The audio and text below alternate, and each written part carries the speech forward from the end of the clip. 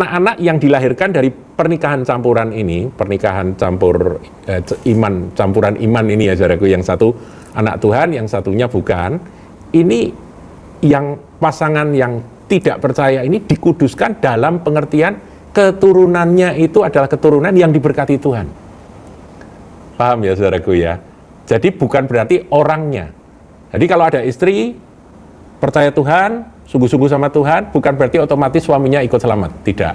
Tapi anak-anaknya adalah anak-anak yang diberkati Tuhan. Anak-anak yang dikuduskan oleh Tuhan. Shalom saudaraku. Saudara, kali ini kita akan menjawab sebuah pertanyaan tentang keluarga di mana salah satu dari pasangan, entah itu suami atau istri, bukan orang beriman. Nah, apa jawab Alkitab mengenai kasus seperti ini? Jadi misalnya ada seorang laki-laki, dia menikah dengan seorang wanita, kemudian dia bertobat, tapi istrinya tidak mau, menolak, begitu ya, tidak mau mengikut suaminya yang bertobat dan mengikut Kristus.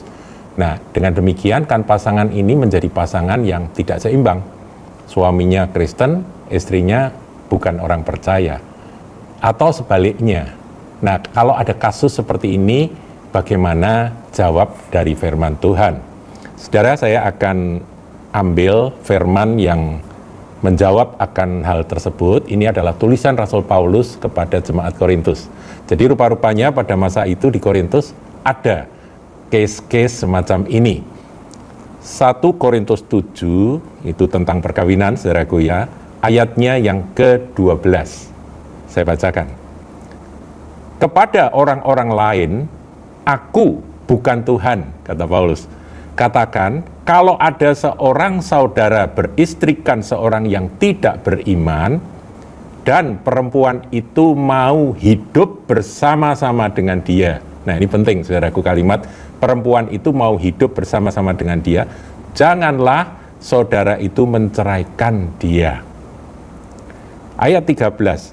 Dan kalau ada seorang istri bersuamikan seorang yang tidak beriman, nah ini sebaliknya saudaraku, dan laki-laki itu mau hidup bersama-sama dengan dia, janganlah ia menceraikan laki-laki itu. Nah, saudaraku, berarti di sini Rasul Paulus menasehati jemaat yang pasangannya itu belum percaya atau bukan orang percaya. Nah, tentunya kalau bukan orang percaya, dia pasti juga punya ritual keagamaan yang diyakininya. Ya, jadi kalau agama lain begitu saudaraku ya. Nah, itu bagaimana keluarga yang seperti ini atau pernikahan yang seperti ini? Dengan jelas Paulus katakan, dia menasehati jangan diceraikan kalau suaminya atau istrinya yang tidak percaya itu mau hidup bersama-sama dengan dia. Nah, kata mau hidup bersama-sama dengan dia itu tentunya bisa ditafsirkan lebih luas lagi. Artinya pasti dia tidak merecoki akan iman dari pasangannya. Jadi yang Kristen, entah itu suami atau istri, itu tidak diganggu imannya. Jadi kalau dia baca firman ya tidak diolok-olok, tidak diejek. Kalau dia punya Alkitab ya tidak dirobek Alkitabnya, tidak dibakar Alkitabnya, begitu saudaraku ya. Atau bahkan dipukul, ya ada ya saudaraku ya, yang istri bertobat, percaya Yesus, kemudian suaminya agama lain, istrinya dianiaya gara-gara dia membaca Alkitab atau dia pergi ke gereja, ketahuan dihajar. Nah, kalau kasusnya seperti itu bukan mau hidup bersama-sama. Ngerti ya saudaraku ya. Jadi kalimat pasangannya itu mau hidup bersama-sama dengan dia itu berarti ada toleransi yang cukup bagus di dalam pernikahan itu. Jadi kamu mau Kristen ya enggak apa-apa, kamu jalan begitu ya. Kalau seperti itu jangan bercerai. Nah, ini nasihat dari Rasul Paulus, saudara. Saya ingat akan orang tua saya. Orang tua saya ya dulunya dua-dua bukan orang Kristen, saudaraku ya. Anak-anak terlebih dahulu percaya Yesus. Nah, orang tua tentunya menganut agama leluhur, saudara. Tapi kemudian mami saya, ibu saya itu lebih dahulu percaya Yesus dan dibaptiskan. Tapi papi saya nggak mau, saudara. Tapi meskipun nggak mau ikut Tuhan, nggak mau pergi ke gereja, tapi toleran. Jadi setiap minggu papi saya malah nganter mami pergi ke gereja, kemudian dia pergi nengok cucu, begitu ya, main sama cucu sampai jam kebaktian atau ibadah selesai, dijemput lagi, ini ibu saya dijemput. Nah, itu berlangsung bertahun-tahun, saudara. Itu nggak apa-apa. Jangan dijadikan masalah ketika terjadi toleransi yang bagus antara suami istri meskipun salah satunya belum percaya Tuhan, ya. Nah, itu yang dinasihatkan oleh Rasul Paulus. Tapi bagaimana kalau itu terjadi kekerasan, aniaya dan sebagainya? Kalau perceraian tidak terhindarkan, kita harus lebih memilih Tuhan dibandingkan pasangan. Itu nasihat yang tersirat di dalam ayat ini. Nah, kemudian ada ayat berikut, saudaraku. Ya, ayat berikut ini seringkali ditafsirkan secara sempit sehingga ada pengertian yang perlu diluruskan, saudaraku ya. Saya bacakan ayat 14. Karena suami yang tidak beriman itu dikuduskan oleh istrinya. Jadi suami yang tidak beriman, istrinya beriman, istrinya itu saleh, ikut Tuhan, sungguh-sungguh percaya Yesus, suaminya tidak, dikatakan suami itu dikuduskan oleh istrinya. Nah, ini jangan ditafsirkan bahwa ya suaminya nanti ikut selamat, suaminya itu ikut dibenarkan. Tidak demikian, saudaraku, pengertiannya. Ya, nanti kita akan lihat dalam ayat berikut ini, kita akan temukan. Dan istri yang tidak beriman itu dikuduskan oleh suaminya. Ini sebaliknya, saudaraku ya. Bukan berarti bahwa otomatis kalau suaminya percaya, istrinya nanti ikut selamat atau ikut dianggap sebagai umat Tuhan. Tidak demikian. Jawabnya ada di kalimat berikut dari ayat ini, mulai dari kata andai kata, ya. Andai kata tidak demikian, andai kata tidak ada pengudusan dari pihak yang percaya, niscaya anak-anakmu adalah anak cemar. Tetapi sekarang mereka adalah anak-anak kudus. Jadi dikuduskan itu artinya untuk anak-anak.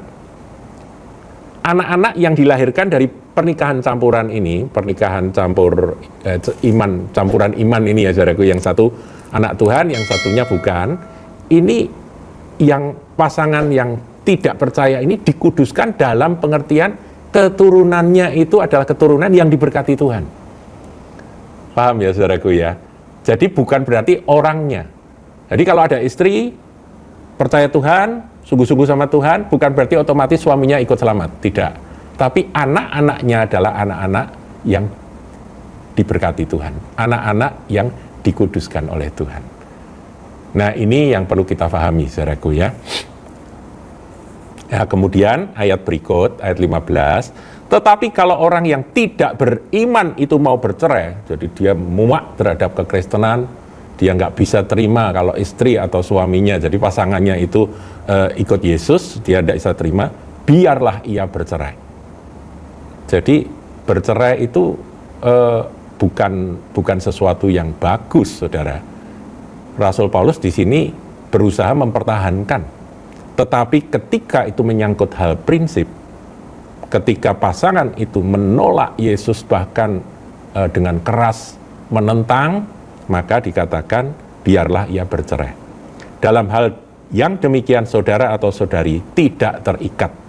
Tetapi Allah memanggil engkau untuk hidup dalam damai sejahtera. Jadi kembali nuansa dari penjelasan Rasul Paulus ini prinsipnya adalah damai sejahtera. Kita ini dipanggil mengikut Raja Damai, jadi ya jelas bukan untuk jadi umat yang suka berkelahi, suka bertengkar, suka kekerasan dan perpecahan, tidak. Mengejar damai, saudara. Nah, kemudian ayat 16 ini konklusinya. Ini penting, saudaraku. Ini harus dipegang bagi orang-orang yang pasangannya belum percaya. Sebab bagaimana engkau mengetahui, hai istri, apakah engkau tidak akan menyelamatkan suamimu? Ada kurun waktu, saudara, seperti ibu saya tadi ya saya ceritakan. Setelah 6 tahun lamanya, akhirnya ayah saya, papi saya juga percaya Yesus dan dibaptiskan. Di gereja yang sama. Nah, kemudian mereka berdua bisa beribadah.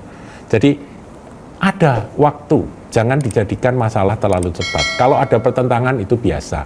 Kalau ada pendapat, ya harus dengan tenang, dengan sabar dan penuh kasih. Yang Kristen ini ngalah, saudaraku. Ya, itu nasihat yang yang saya bisa sampaikan terambil dari yang tersirat dari ayat ini, yaitu dipanggil untuk hidup dalam damai sejahtera. Bagaimana engkau mengetahui, hai istri, apakah engkau tidak akan menyelamatkan suamimu?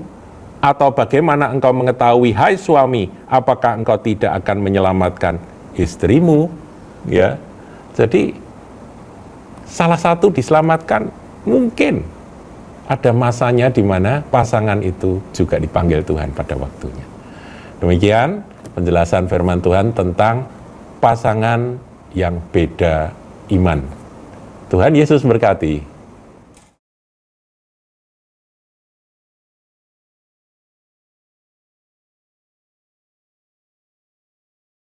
Jangan lupa like, comment, share, dan subscribe channel GKBK Hal Semarang.